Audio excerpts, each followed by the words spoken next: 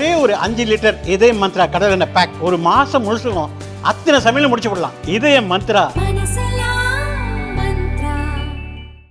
இது கேப்டனுடைய கோட்டை. இதுல எந்த மாற்று கருத்துமே கிடையாது. இது உண்மை. ஏன்னா இது ஒண்ணு நான் முதல் வாட்டி வரல. கேப்டன் கூட எத்தனையோ முறை வந்திருக்கிறேன். பொதுக்கூட்டங்களுக்கும் சரி, புதுக்கோட்டையில் ஒரு மாநாடு நடத்தி மாபெரும் சரித்திரத்தை நடத்தியதும் இதே புதுக்கோட்டையில தான். மக்களுக்காக மக்கள் பணி திருமண நிகழ்ச்சி ஜாகீர் அவர்கள் நடத்திய இஃப்தார் நோன்பு விருது மக்களுக்காக மக்கள் பணி தேர்தல் நேரத்திலே நம்மளுடைய பணிகள் என்று இந்த பொதுக்கூட்டத்துக்கு இந்த புதுக்கோட்டைக்கு பலமுறை என் மனசுல முதலில் வருவது எது தெரியுமா? இன்னைக்கு நம்ம எல்லாம் இன்னைக்கு சந்தோஷமா இங்க நிம்மதியா வாழ்றோம்னா அதுக்கு காரணம் யார்? எல்லையிலே நம்மை பாதுகாக்கும் ராணுவம். அந்த ராணுவத்திலே அதிகமாக பங்கேற்றிருப்பவர்கள் நமது தமிழ்நாட்டில் புதுக்கோட்டை மாவட்டத்தை சேர்ந்த வீரர்கள் தான் அப்படின்றத இந்த நேரத்தில் நான் பெருமையோடு சொல்ல கடமைப்பட்டிருக்கேன். இந்த புதுக்கோட்டைக்கு நான் ஒரு விஷயம் சொல்லணும்னு நினைக்கிறேன். கொஞ்ச நாளைக்கு முன்னாடி பாகிஸ்தானால மீண்டும் தீவிரவாத தாக்குதல் நடத்தப்பட்டு அப்பாவி நமது மக்கள் கொல்லப்பட்டாங்க.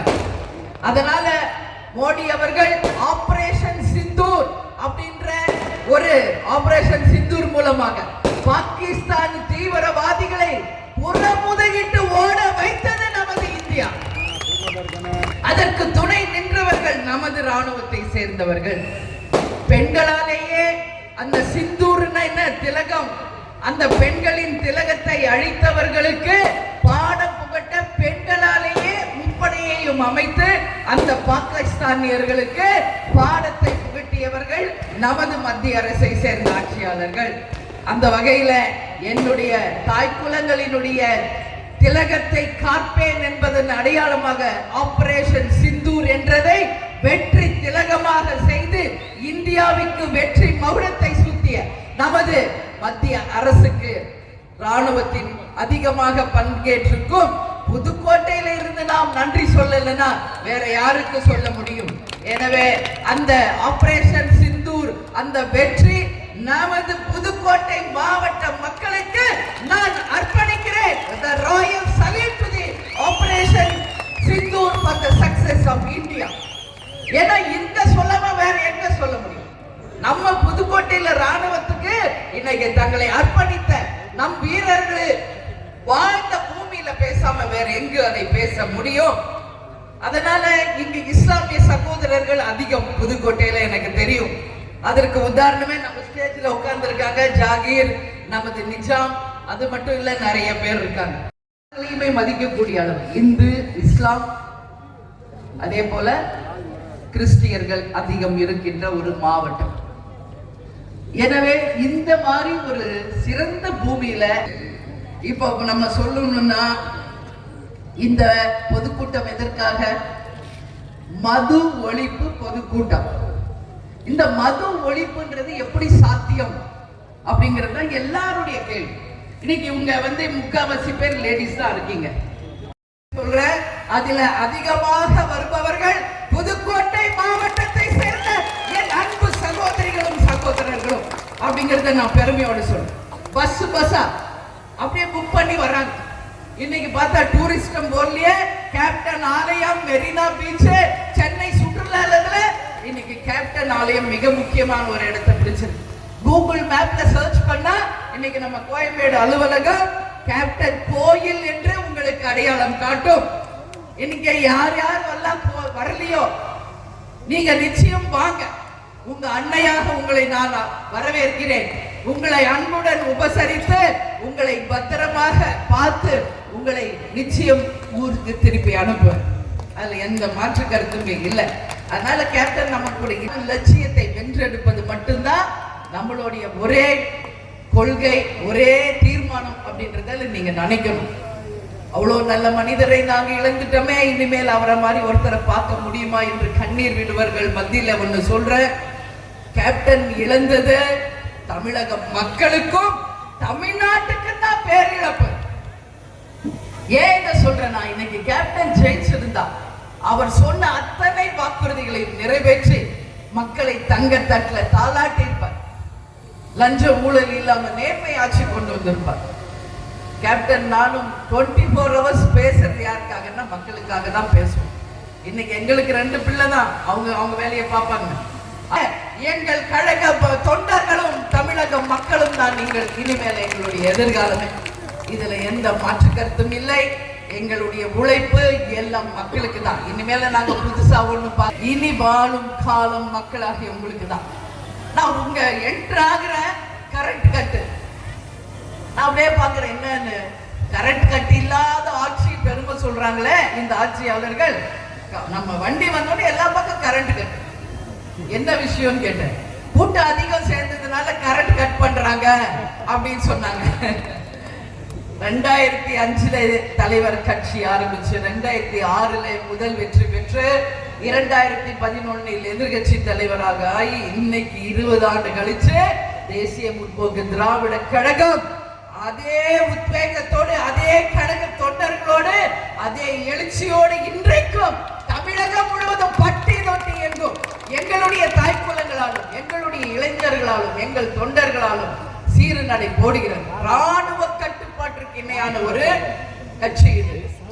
நான் கேட்கிறேன், தெரியாம தான், என்ன தேமுதிக பார்த்தா இனி என்ன உங்களுக்கு பயம்? என்ன பயம் உங்களுக்கு? எதுக்காக கரண்ட் ஆஃப் பண்றீங்க? இங்க காவல்துறை அதிகாரிகளை எவ்வளவு பேரை நிறுத்தி வச்சிருக்காங்கன்னு பாருங்க. எதற்கு? இங்க வருகின்ற கூட்டம் அதிகமா வராம கட்டுப்படுத்துறாங்க, பேரிகார்ட் போட்டு தடுக்கிறாங்க, கரண்ட் கட் பண்ணி இங்க மின் விளக்குகள் இல்லாம அணைக்கிறாங்க. இருந்தாலும் ஜெனரேட்டர் போட்டு, ஏன்னா நாங்க 20 வருஷம் பழகிட்டோம். எங்க போனாலும் இந்த மாதிரி எதிர்ப்புகளை சந்தித்தே வளர்ந்த கட்சி தேசிய முற்போக்கு திராவிட கழகம். எந்த சலசெலுப்புகளுக்கும் இந்த நரி பயப்படாது. அதனால இன்னைக்கு ஜெனரேட்டர் போட்டு இன்னைக்கு கரண்ட், இப்ப கரண்ட் வந்திருக்கு லாங்ல. நான் பாக்குறேன். என்ன கேட்கிறேன், ஏன் பயப்படுறீங்க? தேமுதிக பார்த்து வாங்க, தைரியமா தேர்தல் களத்துல நிற்போம். மக்கள் முடிவு செய்யட்டும் எந்த கட்சி நேர்மையான கட்சி, எந்த கட்சி உண்மையான கட்சி என்று. அதனால இன்னைக்கு காவல்துறை அதிகாரிகளை ஏன் தேமுதிகவை தடுக்கிறீங்க? காவல்துறை நீங்க காக்கி சட்டை போடுவதற்கு அடையாளமாக வாழ்ந்தவர் கேப்டன் அவர்கள்.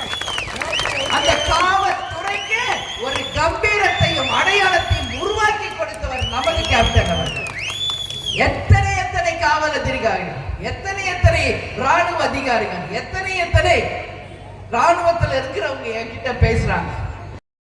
ஒழிக்கணும்ன்றவங்கள கை தூக்குங்க. பிரஸ் பீப்பிள், மது ஒழிக்கப்பட வேண்டிய ஒன்று என்பதை ஆதரிப்பவர்கள் எல்லாம் கை தூக்குங்க. தயவு செய்து பத்திரிகையாளர்கள் இந்த பதிவை நீங்கள் உங்களுடைய தொலைக்காட்சியிலும், உங்கள் பத்திரிகைகளிலும், சமூக வலைதளங்களிலும் தயவு செய்து பகிருங்க. தயவு செஞ்சு பகிரணும்னு சொல்லி நான் கேட்டுக்கேன். எல்லா பெண்களும் இன்னைக்கு கை தூக்குறாங்க. அம்மா, உங்க எல்லாருக்கும் உங்களை நான் உங்க பொண்ணா நினைங்க, உங்க வீட்டு பெண்ணா நினைங்க, உங்க சகோதரியா நினைங்க, உங்க அண்ணியா நினைங்க, எப்படின்னா நினைங்க. என் தாய் குலங்களுக்கு துணை நின்று அந்த மது என்னும் அந்த அரக்கனை ஒழித்தே தீர்வோம் என்று இந்த பொதுக்கூட்டத்திலே நான் உறுதிமொழி எடுக்கிறேன். நிச்சயமாக அது நடக்கும் என்பதை இந்த நேரத்தில் சொல்றேன். கேப்டன் அவர்கள் ஆட்சியில் இருந்த போதுன்னு சொல்றேன் பாருங்க, வந்திருந்தால் அந்த மதுவை நிச்சயம் ஒழிச்சிருப்பாங்க. இதுல எந்த மாற்று கருத்துமே இல்லை. என் மக்களே என்று உங்களுக்காக தான் கேப்டன். பெருத்துவம் இலவசமாக தரப்படும், அனைவருக்கும் நேர்மையான ஒரு பாதுகாப்பான வாழ்க்கை உருவாக்கப்படும், வறுமை கோட்டுக்கு கீழ் மக்கள் இல்லை என்ற நிலையை உருவாக்குவோம் என்று மக்களுக்காகவே வாழ்ந்தவர் கேப்டன் அவர்கள். வாழ்ந்தார், இருந்தார், வாழ்ந்து கொண்டே இருப்பார் உங்களுக்காக. கேப்டன் இங்க இல்லைன்னு நீங்க யாரும் நினைக்காதீங்க. கேப்டன் இங்க தான் இருக்கார், நம்ம கூட தான் இருக்கார். இந்த பொதுக்கூட்டத்தில் நம்மளோட தான் பங்கேற்றிருக்கார். அப்ப உருவமாக வந்தார், அமர்வார். இன்னைக்கு தெய்வமாக இருந்து நம்மை கண்காணிக்கிறார், வழி நடத்தி கொண்டிருக்கிறார், ஒவ்வொருவரையும் பார்த்து கொண்டிருக்கிறார். இன்னைக்கு எங்கள் தொண்டர்களை பார்த்து நான் கேட்கிறேன், இன்னைக்கு அவங்க தலைவர் இல்லாம அவங்க எவ்வளவு வேதனைப்படுறாங்கன்னு ஒரு அம்மாவை எனக்கு தெரியும் எங்கள் தொண்டர்களை பற்றி. என் அன்பு தொண்டர்களே, என் உயிரில் உங்களுக்காக தான் என் வாழ்க்கை இனிமேல உங்கள் அன்னையாக இவ்வளவு நாள் இருந்த நான் இனிமேல் உங்கள் அன்னையாக வாழ்ந்து உங்கள் கனவு லட்சியத்தை வென்றெடுத்தே தீர்வோம் என்று இந்த நாளில் நான் உங்களுக்கு உறுதிமொழி ஏற்கிற கட்டாயம் சொல்கிறேன். கேப்டன் இல்லைன்னு நினைக்காது. கேப்டன் உருவல இத்தனை கேப்டன்களை லட்சக்கணக்கான கேப்டன்களை உருவாக்கிட்டு தான் போயிருக்கார் நம்ம தலைவர். இப்ப கூட கேப்டன் மாதிரியே ஒருத்தர் பேசினார், கேப்டன் இல்லாம எங்குமே கிடையாது. அதனால நம்ம கேப்டன் நம்ம கூட தான் இருக்காருன்ற தைரியமா நம்புங்க. இன்னைக்கு கேப்டன் கோவில்ல நீங்க வந்து பாருங்க, தினம்தோறும் ஆயிரக்கணக்கான மக்கள், தமிழ்நாடு இல்ல, இந்தியா இல்ல, உலகத்தில் இருந்து ஆயிரக்கணக்கான மக்கள் வந்து கேப்டனை தரிசிச்சு